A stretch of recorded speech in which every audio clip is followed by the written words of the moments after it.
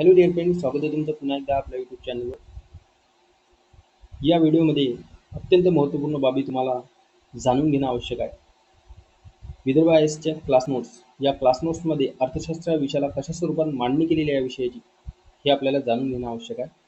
आणि तुम्हाला स्लाईडमध्ये दिसत असेल की ह्या नोट्स आपण कशा पद्धतीने प्रत्येक विषयाच्या काढायला पाहिजे आणि नोट्स का काढाव्या हे पण जाणून घेणं आवश्यक आहे.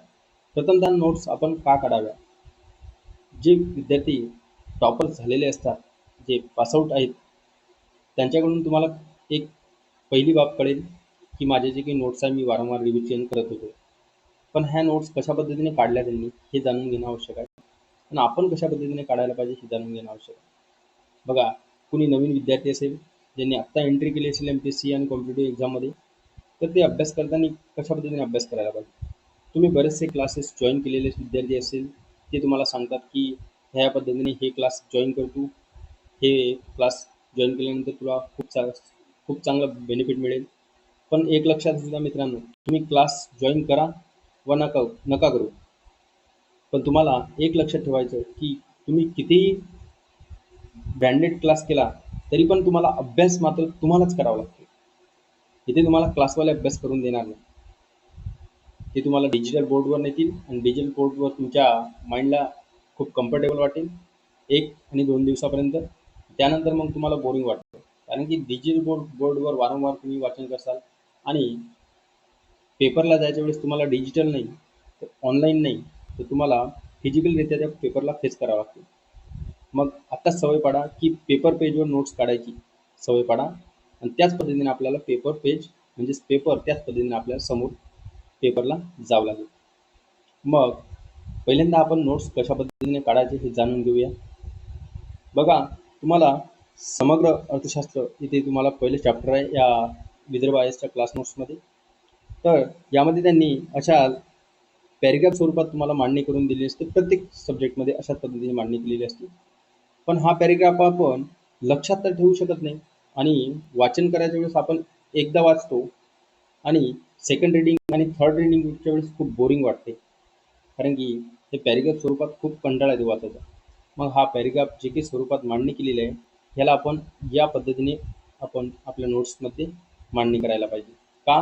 कारण की पॅरेग्राफमध्ये जे काही बाबी असतात परीक्षेच्या दृष्टिकोनातून महत्त्वपूर्ण असतात, ते पण आपल्यामुळे वाचन होते आणि जास्तीत जास्त वाचन आणि काय काय लक्षात ठेवायचं त्यामुळे माइंड पण जास्त स्टेबल होऊ शकत नाही तिथे.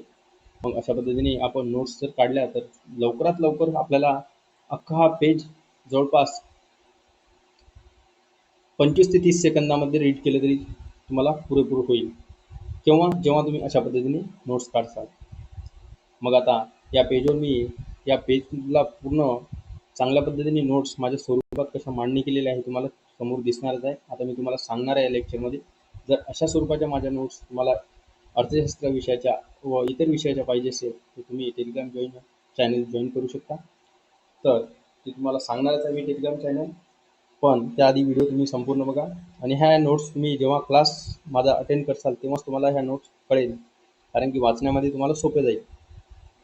तर बघा, इथे राष्ट्रीय उत्पन्न संकल्पना सांगितलेली आहे.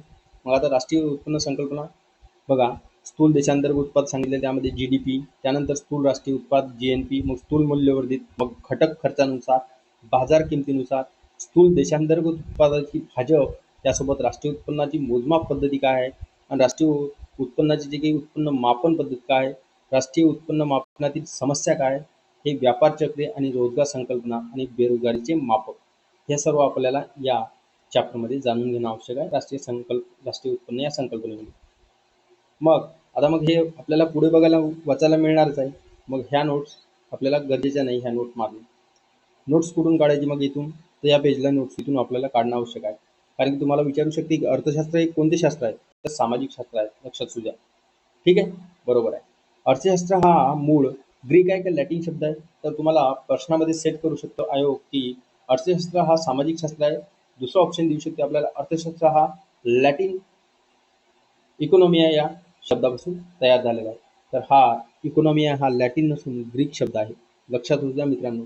ह्या महत्त्वपूर्ण बाबी आपल्याला आपल्या नोट्समध्येच आपल्याला इन्क्लूड करावं लागेल. इथे तुम्हाला पॅरेग्राफ स्वरूपात वाचन करतात कुठपर्यंत आठवून ठेवसाल.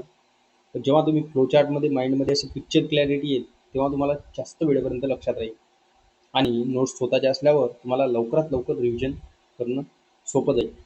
आणि टॉपरचा एकच फंडा असतो की कॉम्पिटेटिव्ह एक्झाममध्ये वारंवार स्वतःच्या नोट्स त्यांनी काढलेल्या असतात आणि क्विकली रिवाईज करू शकतात. आणि सक्सेस होण्यासाठी कॉम्पिटेटिव्ह एक्झाममध्ये तुम्हाला रिव्हिजन आणि टेस्ट पेपर सॉल्व्ह करणे हे अत्यंत आवश्यक आहे. निव्वळ तुम्ही पुस्तक वाचून तुम्हाला एक्झाममध्ये जाताना तुम्हाला खूप साऱ्या अडचणी येणार, हे माझ्या अनुभवावरून सांगणार आहे मी तुम्हाला. मी अवघ्या 1 ते दीड महिन्यातच आपले कंबाईन एक्झामची प्रीची एक्झाम दिली आणि त्या एक्झाममध्ये जवळपास 57+ मार्क गेन केलेले आहेत, जवळपास 1 ते दीड महिन्यामध्ये. कारण की मी ऑफलाईन माझ्या क्लासला जात होतो, तिथून ऑफलाईन क्लास घेऊन घरी येत होतो. घरी जवळपास 2 वाजायचे आणि तिथून मी थोडंसं रेस्ट करत होतो आणि रेस्ट करून मी थोडंफार कशा पद्धतीने आपण अभ्यास करायचा म्हणजे क्वालिटेटिव्ह अभ्यास करत होतो.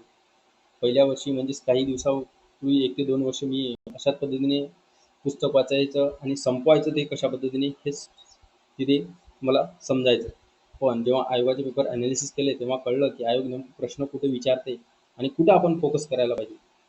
हे त्याच पार्टवर आपण फोकस करू शकतो आणि जेव्हा आपण प्रिव्हियस इयर क्वेश्चन ॲनालिसिस करतो.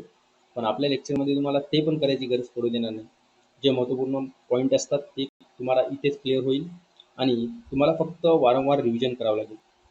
तर बघा मित्रांनो, इथे मग हा अर्थशास्त्र हा सामाजिक शास्त्र आहे. पहिला पॉईंट नोट करण्यात होता आपल्या नोट्समध्ये असायला हवा. अर्थशास्त्र हा शब्द ग्रीक शब्द इकॉनॉमिया म्हणजेच हे सायलेंट असतो यामध्ये, तर इकॉनॉमिया असं वाचायचं. इकॉनॉमिया यापासून आला आहे आणि हा ग्रीक शब्द आहे इकॉनॉमिया, न की लॅटिन शब्द. मग याचा अर्थ काय होतो? कौटुंबिक व्यवस्थापन. जसं की एक कुटुंब आहे, त्या कुटुंबामध्ये 5 व्यक्ती राहतात आणि त्या कुटुंबाचं आपण जसं की सपोज आपण गृहीत धरूया ₹100 त्यांचं महिन्याचं मंथली इन्कम आहे आणि त्या ₹100 ते 5 सदस्यांचं कुटुंब त्या ₹100 कशा पद्धतीने महिना चालवतो त्याचं व्यवस्थापन करतो. त्याच पद्धतीने आपल्याला ब्रॉड लेवलला जर विचार केला आपण आपला देश कशा पद्धतीने खर्चाचं त्यासोबत इन्कमचं व्यवस्थितरित्या उपभोगाच्या वस्तू खरेदी करून कशा पद्धतीने व्यवस्थापन करतो हेच आपल्याला अर्थशास्त्र इथे शिकवतो. तर बघा, अर्थशास्त्राची अतिशय प्रसिद्ध व्याख्या कोणी केलेली आहे? लिओनार्ड रॉबिन्स यांनी केलेली आहे. आता मी तुम्हाला वाचून दाखवत आहे आणि हेच पेज मी तुम्हाला नोट्समध्ये पण सांगणार आहे या नोट्समध्ये की नेमकं यामध्ये आपण काय डाटा महत्त्वपूर्ण घेतलेला आहे आणि कशा पद्धतीने आपण नोट्स काढलेले आहे ती तुम्हाला सांगणारच आहे. फक्त इकडे लक्ष द्या थोडं की तुम्हाला वाटलं पाहिजे की यामधून काय घेतलं आहे नेमकं आपण. तर बघा, लिओनार्ड रॉबिन्स यांनी अतिशय प्रसिद्ध व्याख्या केलेली आहे म्हणजे अर्थशास्त्राची आणि दुर्मिळतेवर आधारित त्यांनी व्याख्या केलेली आहे. तर रॉबिन्स यांनी 1932मध्ये अर्थशास्त्राचे स्वरूप व महत्त्व हे पुस्तक त्यांनी लिखाण केले, प्रकाशित केले आणि त्यामध्ये त्यांनी व्याख्या सांगितली. तर व्याख्या काय सांगितली मग? की रॉबिन्स यांचं मत होतं की अमर्याद गरजा आहेत आणि मर्यादित आणि दुर्मिळ पर्यायी उपभोगाची साधने आहेत. जसं की आपण फॉर एक्झाम्पल रॉकेल. आता रॉकेलचा उपयोग जर म्हटलं तर ग्रामीण भागामध्ये ज्वलन या कामासाठी पण उपयोग केला जातो. त्यानंतर गाडीमध्ये पण पहिल्यांदा यूज केला जात असल्याचा. तर अशा पद्धतीने वेगवेगळ्या प्रकारच्या अमर्याद गरजा होत्या आणि मर्यादित स्वरूपाचं रॉकेल, मर्यादित स्वरूपाचं दुर्मिळ स्वरूपाचं साधन. तर अशा पद्धतीने या अमर्याद गरजा आणि मर्यादित स्वरूपाचे दुर्मिळ साधन यांचा मेळ करण्यासाठी मानवी वर्तनाचा अभ्यास करणे म्हणजे जे शास्त्र करते त्या शास्त्राला अर्थशास्त्र असे म्हटले जाते. म्हणजेच मानवामध्ये आणि त्याच्या गरजा आणि मर्यादित दुर्मिळ साधन यांचा मिलाप करणे आणि त्या मिलाप करून त्याचा अभ्यास कशा पद्धतीने करायचा हे जे शास्त्र सांगते ते म्हणजेच अर्थशास्त्र होय. म्हणजेच एक प्रकारे आपण मानवाचं आणि त्यासोबत साधनांचा कशा पद्धतीने युटिलाइज करायचं म्हणजे एक सामाजिक शास्त्र सांगते आणि हेच सामाजिक शास्त्र म्हणजेच काय? अर्थशास्त्र. आधुनिक अर्थशास्त्र सूक्ष्मलक्ष्मी अर्थशास्त्र आणि समग्रलक्ष्मी अर्थशास्त्र अशा 2 शाखा आहेत याच्या. तर सूक्ष्म म्हणजे तुम्हाला माहीत आहे मायक्रो लेवलला लहान. त्यानंतर जर बघितलं त्याला ह्या ग्रीक शब्दापासून तयार झालेला आहे तो. आणि समग्र म्हणजेच मोठा, त्यालाच मॅक्रोस या ग्रीक शब्दापासून तयार झालेला आहे, त्यालाच म्हटलं जाते. तर या शब्दांचा वापर मग सर्वप्रथम 1933 मध्ये ओस्लो विद्यापीठातील नॉर्वेजियन अर्थशास्त्रज्ञ रॅग्नर फ्रिश यांनी केला. तर तुम्हाला विचारू शकते, तुम्ही तर बघितलेलंच आहे, समग्र आणि सूक्ष्मलक्ष्मी अर्थशास्त्र आहे, पण ह्या दोन संकल्पना कोणी पहिल्यांदा हे केल्या, वापर केल्या, शब्दांचा वापर कोणी केला पहिल्यांदा? तर 1933 मध्ये ओस्लो विद्यापीठातील नॉर्वेजियन अर्थशास्त्रज्ञ रॅग्नर फ्रिश यांनी केलं आहे. तर समग्र आणि सूक्ष्मलक्ष्मी अर्थशास्त्र या शब्दांचा वापर. आता इथे समग्र अर्थशास्त्राची ऐतिहासिक वाटचाल कुठून झाली हे बघणं आवश्यक आहे आपल्याला. तत्पूर्वी मी तुम्हाला आता नोट्सच्या स्वरूपात मी लेक्चर घेणार नव्हतो, पण यावर तुम्हाला नोट्स कशा पद्धतीने आपण तयार करायच्या हे सांगणार होतो. तर बघा आता या एवढ्या आपण पेजच्या नोट्स कशा पद्धतीने तयार करू, या पॅरेग्राफचे नोट्स बघा. आता अर्थशास्त्र मूळ ग्रीक शब्द इकॉनॉमिया या शब्दापासून तयार झालेला आहे. कोणता शब्द आहे? ग्रीक शब्द आहे इकॉनॉमिया. आणि इकॉनॉमीचा अर्थ काय होतो? कौटुंबिक व्यवस्थापन. बघा मी इथे एकाच लाईनमध्ये शॉर्टमध्येच मी तुम्हाला एवढी मोठी व्याख्या तुम्हाला नोट डाऊन करून दिली नोट्समध्ये. आता पॉप्युलर डेफिनेशन म्हणजेच प्रसिद्ध डेफिनेशन कोणाची? लिओनार्ड रॉबिन्स यांनी प्रसिद्ध व्याख्या केली आहे. व्याख्या काय केली मग त्यांनी? बघा, अमर्याद गरजा म्हणजेच अमर्याद गरजा आणि मर्यादित दुर्मिळ साधने यांचा मेळ घालणे, ज्या शास्त्रामध्ये याचा अभ्यास केला जातो ते म्हणजे इकॉनॉमिक्स म्हणजेच अर्थशास्त्र. बघा आता कशा पद्धतीने लक्षात राहील. लिओनार्ड रॉबिन्स यांनी व्याख्या केली. व्याख्या काय केली? अमर्याद गरजा आणि मर्यादित आणि दुर्मिळ साधने यांचा मेळ घालायचा, आणि ह्या यांचा मेळ घालून मानवी वर्तनाचा अभ्यास ज्या शास्त्रामध्ये केला जातो त्या शास्त्राला अर्थशास्त्र असे म्हटले जाते. बघा शॉर्टमध्ये असे फ्लो चार्टमध्ये तुम्ही ही मी जे काही डेफिनेशन आहे ती तुमच्या लक्षात राहील. ही डेफिनेशन तुमच्या लवकर लक्षात राहील की ही डेफिनेशन तुमच्या लवकर लक्षात राहील, तुम्हीच कळवा. तर अशा पद्धतीने आता दोन ब्रँच काय सांगितलं? मायक्रोस आणि मॅक्रोस. आता मायक्रोस आणि मॅक्रोस या शब्दांचा वापर कोणी केला? मग प्रथम इथे तुम्हाला सांगितलेलं आहे. कोणी केला? रॅग्नर फ्रिश यांनी 1933 मध्ये. सिम्पली अशा पद्धतीने लिहायचं आपल्याला. मॅक्रोस आणि मॅक्रोस या शब्दांचा सर्वप्रथम वापर कोणी केला? नॉर्वेजियन अर्थशास्त्र रॅग्नर फ्रिश यांनी. लॉर्ड केन्स, आता पुढे सांगितलेलंच आहे इथे. लॉर्ड केन्सचं काय म्हणणं आहे? आर्थिक समस्याचा अभ्यास, या आर्थिक समस्याचा अभ्यास मॅक्रोस पद्धतीने केलेला आहे. प्रथम कोणी केलेला आहे? मायक्रो पद्धतीने नाही, मॅक्रोस पद्धतीने केलेला आहे. मग लॉर्ड केन्स यांनी केलेला आहे. तर तुम्हाला विचारू शकते आहे की मॅक्रोस पद्धतीने आर्थिक समस्यांचा अभ्यास सर्वप्रथम कोणी केला? तर लॉर्ड केन्स यांनी केला. तर हे आपल्याला नोट्समध्येच बघायला मिळेल, कारण की शॉर्टमध्ये तुम्हाला अशाच पद्धतीने नोट्स काढायला लागेल. एवढा मोठा जे काही पॅरेग्राफ आहे हे पॅरेग्राफ वाचून कंटाळा येईल, पण ह्या नोट्स तुम्ही वाचण्यामध्ये स्वतःच्या नोट्स कधीच बोर होसाल नाही, आणि तुम्हाला जास्तीत जास्त रिव्हिजन मारायचा आनंद येईल, आणि जास्तीत जास्त रिव्हिजन पण तुम्हाला मारावं वाटेल. तर बघा आता व्हॉट इज इकॉनॉमिक. आता इकॉनॉमिक्स म्हणजेच काय? आता मग इथे सरळ मी तुम्हाला अशा पद्धतीने एक व्याख्या स्वरूपात म्हणजेच पॅरेग्राफ स्वरूपात होती, मी तुम्हाला फ्लो चार्ट स्वरूपात मांडणी केलेली आहे. What is economic. अर्थव्यवस्थेतील वस्तू आणि सेवा, अर्थव्यवस्थेतील वस्तू आणि सेवा, या वस्तू आणि सेवाचा विनिमय, वापर, उत्पादन आणि वितरण यांचा पैशाच्या स्वरूपात यांची पद्धत समजून घेण्याची साठी ज्या शास्त्राचा अभ्यास केला जातो ते शास्त्र म्हणजे इकॉनॉमिक्स. काय म्हटलं मी? अर्थव्यवस्थेतील वस्तू आणि सेवा, या वस्तू व सेवांचा विनिमय, वापर, उत्पादन आणि वितरण यांचा पैशाच्या स्वरूपात मांडणी म्हणजेच पद्धत समजून घेण्यासाठी ज्या शास्त्राचा अभ्यास केला जातो ते शास्त्र म्हणजे इकॉनॉमिक्स. किती सिंपल आहे. तर आता आपण जाणून घेऊया विनिमय, वापर, उत्पादन, वितरण नेमकं काय आहे. तर बघा उत्पादन. आता बघा ए नावाची कंपनी आहे. ए नावाची कंपनी एक राजन्स नावाचं दूध पॉकेट तयार करते. आता ही कंपनी राजन्स नावाचं दूध पॉकेट जवळपास रांजणगाव इथे आहे, पुण्या जवळपास असं म्हटलं तरी चालेल. आपण एक एक्झाम्पल गृहीत धरूया. तर ए नावाची कंपनी राजहंस नावाचं दूध पॉकेट तयार करते, आणि ही दूध पॉकेट तुम्ही स्वतः कंपनीमध्ये जाता का घ्यायला? नाही. मग ती कंपनी काय करेल?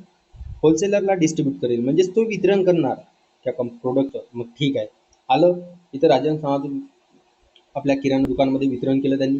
प्रत्येक किराणा दुकानाला तुम्हाला मिळेल ते दूध डेअरीवर मिळेल. ठीक आहे, त्यांनी वितरण केलं. मग वितरण केल्यानंतर मग तिथे काय होईल, ते आपण तिथे जाणार किराणा दुकानावर आणि तिथे काय पैसे देणार आणि दूध पॉकेट घेणार, म्हणजेच तिथे विनिमय होणार. विनिमय म्हणजे देवाणघेवाण, सेलिंग.